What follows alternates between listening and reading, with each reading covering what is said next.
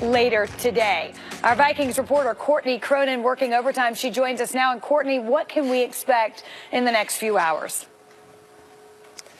Hey, Wendy, the Vikings are packing a ton into the 24 hours they have with Kirk Cousins in town. As you said, wining and dining their future quarterback and his wife Julie last night at the Capitol Grill. And Cousins started this morning seeing U.S. Bank Stadium before taking a physical, and he arrived here in Eagan about 90 minutes ago to tour the Vikings' colossal brand new team facility. His agent, Mike McCartney, flew into Minneapolis this morning to iron out the final contract deals for the quarterback, who's expected to sign a 3-year, fully guaranteed deal worth $84 million. Talking to Rick Spielman after dinner last night, he was confident in inking Cousins today, saying, quote, "I think it's pretty hard not to get this done right now. I'm told the quarterback will end his day in meetings with coaches and management and is expected to be signed by the late afternoon, if not sooner. So that means if everything stays on schedule, the Vikings will be introducing their new quarterback in a press conference around 4 hours from now, before Cousins and his family flies back to Atlanta tonight." And Wendy, Cousins isn't the only free agent in the building today. ESPN's Josina Anderson confirming that Seattle defensive tackle Sheldon Richardson is also touring the big digs here in Eagan. Courtney, thank you. Perfect timing for Kirk Cousins. That facility's been open about 2 weeks, so he moves in to a brand new facility as well. So there are the teams, or the one team that got Kirk Cousins, that's the Minnesota Vikings, and the teams that did not. Let's look at some quarterback situations for different teams that have changed dramatically in the offseason. And Teddy, we will start with the Browns. You see what we ended with the 2017 season and where we stand now at the top of that list, Tyrod Taylor. Yeah, what the biggest change is going to be to me from Deshaun Kaiser over to Tyrod Taylor is taking care of the football. Because the way that he took Deshaun Kaiser, multiple interceptions, turnovers, and Tyrod Taylor, that's always what he's been aware of ball security. The Buffalo Bills did a great job of that last year. So just that alone is going to be a plus for the Cleveland Browns if he's being that quarterback. Also, with the first and fourth pick, Mort, is it 1 or 4? Where do they go? Well, they're going to pick a quarterback at 1. We'd be shocked if they did not to pick what they believe will be their future franchise quarterback. But Tyrod Taylor is important to the credibility of the team, to the fan base, and they got to put some W's on the board. It doesn't have to be 10 wins, but it's important to the owner, the franchise, everybody in that organization to win some games this year, and that's why Tyrod Taylor is the quarterback. Teddy, you touched on a key point, and I think it was the point that drew Cleveland to Tyrod Taylor. He doesn't turn over the football.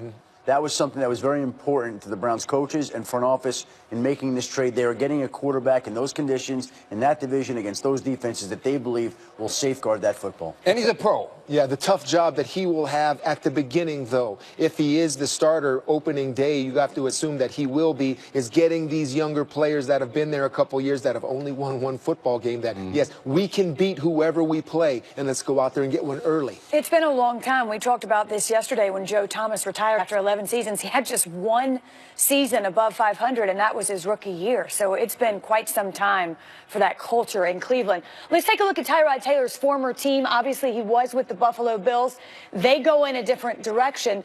And then yesterday, late, agreeing to terms, Adam, with A.J. McCarron. Listen, A.J. McCarron, what was most important to him was getting the opportunity to start. And while we continue to talk about Buffalo moving up in the draft, coming up at the top 5 picks, which we believe they'll make an effort to do, the fact of the matter is, no matter who they draft, A.J. McCarron is still expected to be the starting quarterback on opening day. That's what he wanted, a chance to show that he could start in this league. Started only 4 games in Cincinnati, not enough of a resume to convince other teams to commit big money to him. So in this particular case, he gets what he wants, which is the chance to start. I thought he was devalued a little bit by other teams. I asked one team that I thought he would be on their radar, and they said, we still think he's just a backup, despite some very good tape that he put on film for the Bengals, whereas Jimmy Garoppolo didn't have that many games to show off. I thought McCarron's tape was just as good as Garoppolo's, almost as good.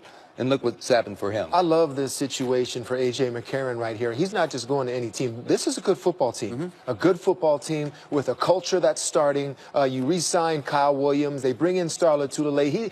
He's got to understand, I'm sure he understands, that confidence that he has as a player coming into this situation. Tom Brady or not in the AFC East, this confident player is going to help them win football games. He couldn't care less who he's playing against. I think this is a great situation for Buffalo, Wendy, and I can see the plan. I can see the plan that they're forming. They got the multiple picks. They're going to go up possibly and try to get their quarterback. They've got a veteran holding it down until then. Is this the Philadelphia Eagles? I mean, in a couple years, can they do that type of transformation? It's possible. Such a positive statement, Mort, to say I can see the plan, because that's important. And when you look down here, 12th and 22nd in the first round. 2 second-round picks and 2 third-round picks. So Brandon Beane, the general manager, and their coach, Sean McDermott, have a plan. They've been churning the roster. Yes. But this is going to be interesting because we all wonder when the demise or the competitive, somebody's going to rise up in the AFC East to compete with the Patriots. They're just trying to close that gap. Yeah. This might be the team. All right, let's look at the Denver Broncos. You know, in the early days of the offseason, we talked about Kirk Cousins perhaps heading to Bronco. I think it became clear that he was sort of out of their price range or what they were willing to pay, and they strike early, you know, and secure their quarterback more in Case Keenum. No, that's what they did. They made a preemptive strike. They understood they were not going to. The Cousins thing was too expensive for their taste. And Paxton Lynch, do they give up on him? Not quite yet. But Adam, I still consider you the Broncos expert. So let's get your insight on that. Listen, I think that Case Keenum comes in there with Gary Kubiak in the front office.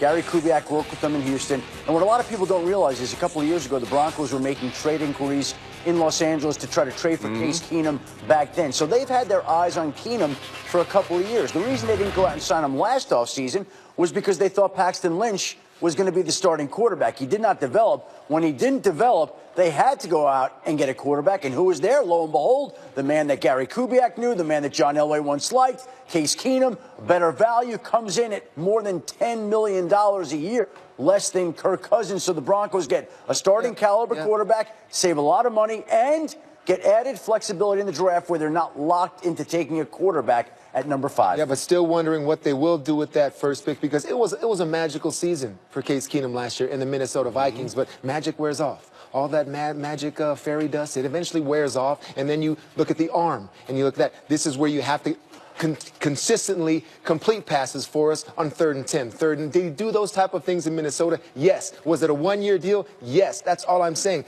I'm still not sure on a consistent basis, this emotional quarterback, how it's going to be. Well, and Mike Zimmer said that at the Combine. It was clear he wasn't sure which Case Keenum he was going to get, and so they go in a different direction, clearly. And John Elway, the general manager, did say, I'm going to keep swinging and missing on the quarterback. He did. He used the word missing as well, so that 5th pick is going to be interesting. All right, let's take a look finally at the New York Jets. Their quarterback situation has been in flux for quite some time. A double deal here. They re-sign Josh McCown and then take a flyer perhaps on Teddy Bridgewater. Well, Teddy Bridgewater, I think listen, he's a story. He's still trying to he's come back from really a devastating injury. Josh McCown is the guy who brings them security and performed very well last year, but there's no question that they are going to go and they'll draft their quarterback. That's the whole thing right there, Mort. They're sitting there at number 6 in the first round, and they go out and get 2 veterans. They bring back McCown, they sign Bridgewater. Now, you go get a quarterback at number 6. Pick the guy, Mort. Josh Allen, Josh Rosen, Baker Mayfield, whoever it may be. If you draft that rookie quarterback, you have the luxury of being able to sit him on the bench the entire year because Josh McCown goes into camp as a starter. Teddy Bridgewater's there in case he's fully healthy and flashes and shows well. And now you could sit your rookie, your new quarterback of the future, on the bench, groom him, and get him ready for 2019. This is every quarterback situation you want sometimes. So let me explain them to you. There's your veteran, solid veteran. He'll be there for you. Maybe you get this guy here. There's your up-and-comer that can sit on the bench and just watch. That's a good situation here. And you're rolling the dice. And then you're rolling the dice there. And why wouldn't you want to do that and have all these situations at the quarterback position, the most important one? 2 one-year contracts on those top 2 guys, but both those guys are model professionals. So whoever that young quarterback is, they're going to see 2 pros in front of them. And by the way, 2 one-year contracts. So in a way, Josh McCown and Teddy Bridgewater get to play off of that contract next year. The quarterback that they draft becomes the starting quarterback. And if Josh McCown is back, maybe he's backing up Baker Mayfield. Right. We should, with I like the go. room. I like the room, the potential of this room. You know, any one of those three, maybe not so great. Put all three of those situations together, and it's a good situation. If one pans out, there you go. There you go. Right. Ward, also some quarterback news perhaps out of Jacksonville. Well, no, listen, Jacksonville, I think we've fallen asleep on. They gave Blake Bortles a contract, but really it's a year or maybe 2 years at most. They can get out of there after a year.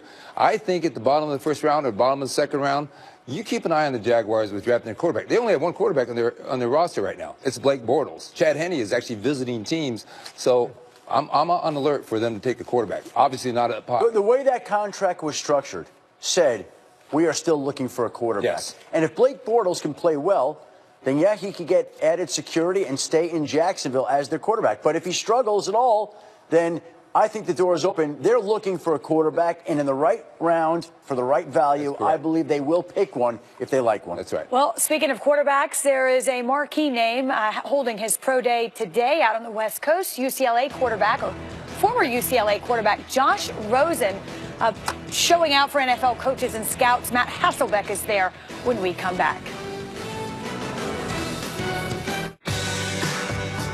Every time a Friday